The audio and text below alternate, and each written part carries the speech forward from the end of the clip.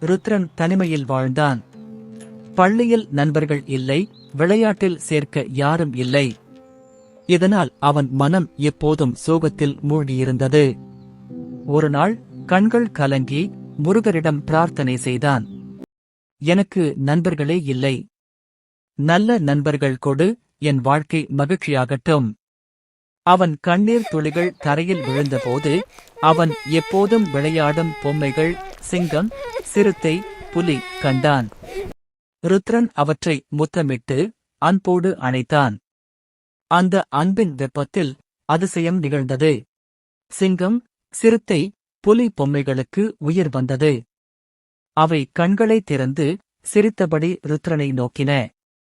நாங்கள் உன் நண்பர்கள். இனி நீ ஒருபோதும் தனிமையில் இருக்க மாட்டாய் என்று சிங்கம் கர்ஜித்தது. சிறுத்தை அவனை தழுவியது, புலி அவனுடன் விளையாடத் தொடங்கியது.